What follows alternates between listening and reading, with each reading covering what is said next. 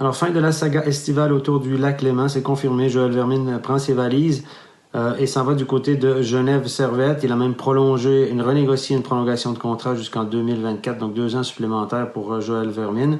En retour, Lausanne obtient les services de Tim Bozon, un joueur dans la fleur de l'âge, 25-26 ans, un joueur de rôle dans cette ligue, et de Kachka, un jeune joueur en devenir.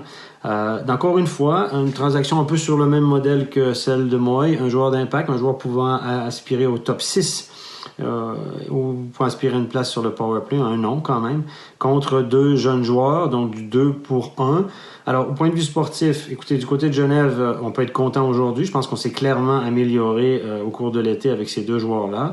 Là, si vous regardez le top 9 de Genève Servette, je peux vous dire qu'on s'est drôlement amélioré. On a déjà connu une bonne saison l'année passée et je pense que sur le papier, on s'est amélioré. Et si vous rajoutez à ça Damien Ria, qui sera là pour quelques mois, je pense que le top 6 ou le top 9 de Genève Servette se compare aux meilleurs dans cette ligue. Donc, il faudra compter que Genève, cette année, parmi les premiers du championnat, je pense.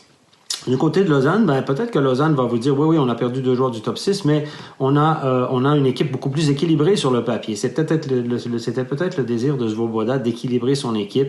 On avait trop de joueurs peut-être qui se ressemblaient. On s'est séparé de 2. Vous allez dire Vermine, on n'avait peut-être pas le choix, c'est peut-être pas l'objectif, mais toujours est-il que là, on a un top 6 qui est clairement établi. Il y a peut-être 7 joueurs qui peuvent aspirer à ce top 6 et quelques jeunes joueurs, Maillard et Ayer, qui pourraient pousser fort pour être utilisés en power play ou être mieux entourés. Et on a un bottom 6 où il y a beaucoup de compétition. On a 8, 9, 10 joueurs qui peuvent aspirer à une place sur les 2 derniers blocs, en tout cas dans les on joue souvent 13 attaquants, donc les 7 derniers postes à pourvoir. Et c'est peut-être la volonté de Svoboda de jouer cette carte de compétition. Il en avait parlé dans les médias de la compétition. Il avait fait venir 6 jeunes joueurs au camp, mais je pense qu'aucun d'entre eux ne fera l'équipe, étant donné les transactions. Et je pense qu'il est peut-être plus à l'aise avec cette équipe-là, qui sera plus équilibrée sur papier. Tout le monde sera plus dans la bonne chaise et il y aura peut-être des rôles définis. N'oubliez pas que Florent Douay est un spécialiste du 4 contre 5, c'est une volonté de Lausanne de s'améliorer, et que Tim Bozon est un joueur physique. Douay et Bozon peuvent jouer physiquement. Donc, on a une carte physique supplémentaire du côté de Lausanne, et ça plaît sûrement à Craig McTavish. Donc, je pense que les discours de part et d'autre, on est content. Genève s'est amélioré. Peut-être qu'on pense qu'on a une fenêtre pour aller jusqu'au bout dans les prochaines années.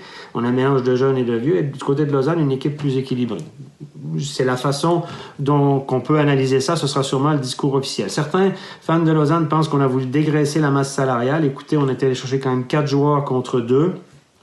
Je pense que c'est pas la raison première, parce qu'il y a peut-être une petite différence, mais qui est pas notable, en tout cas qui va pas faire changer la donne au niveau financier, à mon sens.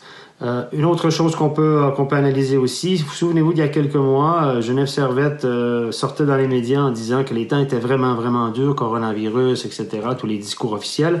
On parlait même de commencer la saison avec seulement 3 étrangers. Eh bien, depuis ce discours-là, messieurs, dames, on a quand même fait pas mal de changements. On a décidé d'aller à 4 étrangers, faire re-signer. On a signé Damien Ria pour quelques mois un bon prix, je pense, mais quand même, c'est quand même une charge supplémentaire.